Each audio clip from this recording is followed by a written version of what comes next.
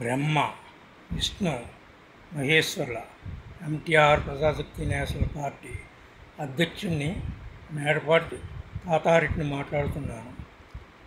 నేను పెంటపాడు మండలం Pentapadu union bank of ఇండియాలో 1,00,000 రూపాయలు 2 సంవత్సరాల క్రితం, అంటే 800 రోజులకి ఎఫ్డిఆర్ ఫిక్స్డ్ డిపాజిట్ చేసినాను. అది డేటు బై మిస్టేక్ ప్రింట్ సర్వీస్గా పడలేదు. తారీఖు అది మెచ్యూరిటీ 28వ తారీఖు అంట. 24వ తారీఖు మెచ్యూరిటీ కింద ఉంది. ఆ 24వ తారీఖు మెచ్యూరిటీ అనుకుని నేను అది తీసుకెళ్ళి బ్యాంకులో సుమారు 10-10:30 టైంలో బ్యాంకులో ఇచ్చినాను. వేస్తే మా మిస్సెస్ అకౌంట్కి వేసేయండి 1,00,000 రూపాయలు ప్లస్ ఇంట్రెస్ట్ 1,18,500 రూపాయలు వేసేయండి.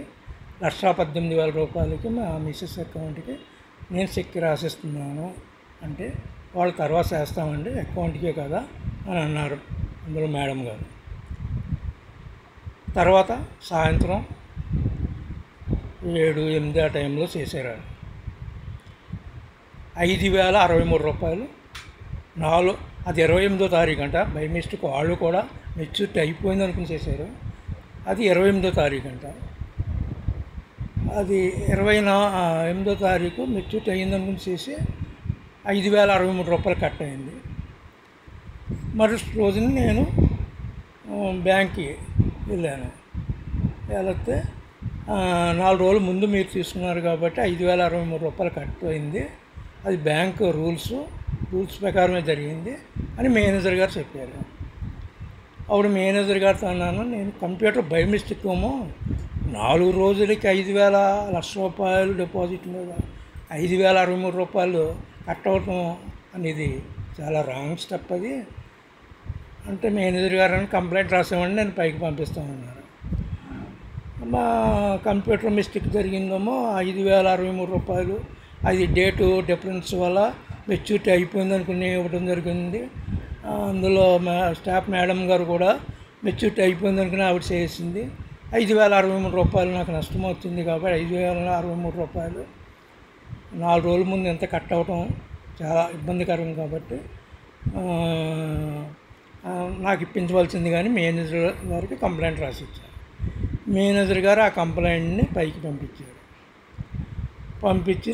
వచ్చిన తర్వాత ఏమి చేయడానికి లేదండి, మీరు 4 రోజులు ముందు తీసుకున్నట్టు జరిగింది కాబట్టి ఆ 4 రోజులకి బ్యాంక్ రూల్స్ ప్రకారం 5,063 రూపాయలు కట్ అయ్యిందండి అన్నారు.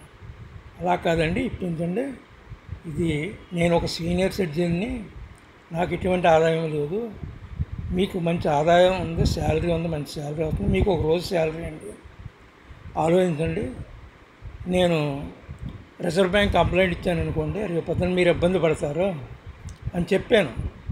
2 నెలలు వరుసనే తిరిగాను, అయినా వినలేదు. నేను జూన్ 5వ తారీఖున 2025 జూన్ 5వ తారీఖున కంప్లైంట్ ఇచ్చాను ఆర్బీఐకి. కంప్లైంట్ కూడా మేనేజర్ గారికి ఇచ్చిన కంప్లైంట్ జెరాక్స్ కాపీయే, ఆయన మేనేజర్ గారు ఇచ్చిన స్టేట్మెంట్ కాపీ కలిపి నేను ఆర్బీఐకి కంప్లైంట్ ఇచ్చాను. అది జూన్ 16వ తారీఖున కంప్లైంట్ కేసు నెంబర్ 2025-26కి ఒక నెంబరు నాకు మెయిల్కి పంపించారు, మెసేజ్ ఆర్బీఐ రిజర్వ్ బ్యాంక్ వారు పంపించినారు. పంపించిన 2వ రోజు నుంచి అంతకుముందు మన మాట విన్నటువంటి మేనేజర్ గారు వీళ్ళ దగ్గరికి వెళ్ళి తాతారెడ్డి గారికి చెప్పండి, ఆయనకి ఇవ్వాల్సిన 5,063 రూపాయలు ఇచ్చేస్తాం అని చెప్పడం మొదలెట్టారు. ఆయన నేను ఎక్కడన్నా సుమారు 2 నెలలు నేను బతిమాలితే నాకు ఏమనే అమౌంట్ నేను ముందుగానే చెప్పాను ఎలా జరుగుద్ది సంఘటన. అప్పుడు ఈ విధంగా చేయటం ఇలా బయట తిరిగారు. ఎవరో కూడా ఆయన ధర్మ మార్గంలో నడుస్తారు, ఆయనకి ఎవరో చెప్పడానికి మన మాట ఆయన వినరు అని చెప్పారు.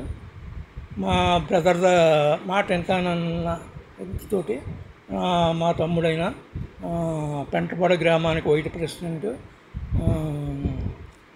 ప్రసాద్ రెడ్డి గారు ఇలా ఫోన్ చేసి ఇలా జరిగిందంటే ఏంటి అని అడిగారు.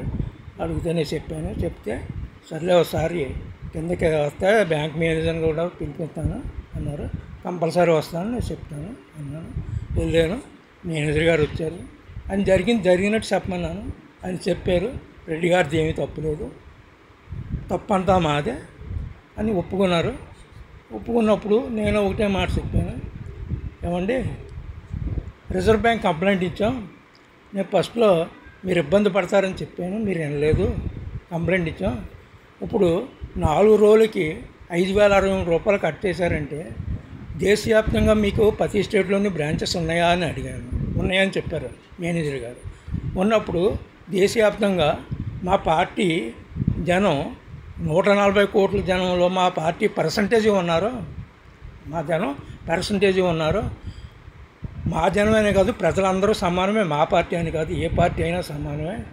మీ యూనియన్ బ్యాంకులో రేట్ ఆఫ్ ఇంట్రెస్ట్ బాగుంది కదా అని ఈ 800 రోజుల స్కీమ్లో చాలామంది డిపాజిట్లు చేస్తుంటారు కదా, చాలా సీనియర్ సిటిజన్లు చేస్తుంటారు.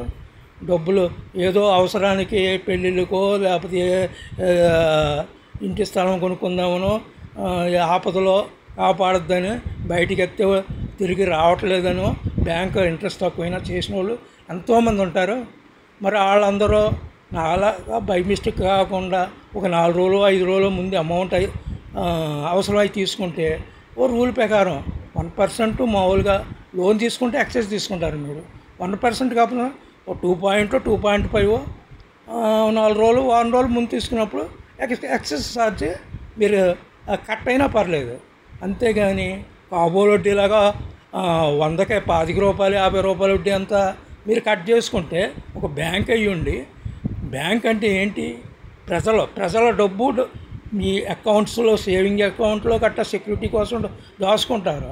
ఆ డబ్బుని మీరు వాడుకుంటూ ఆ డబ్బుకి 4% ఇంట్రెస్ట్ 3% ఇంట్రెస్ట్ పావలా వడ్డీ ఇస్తూ అది మీరు 15%కి బయట వడ్డీలు తిప్పుకుంటూ 12%కి వడ్డీలు తిప్పుకుంటూ ప్రజల వల్ల మీరు బ్యాంకు ఎంప్లాయ్మెంట్ పెరిగినప్పుడు మీరు ఇదవుతున్నారు కదా.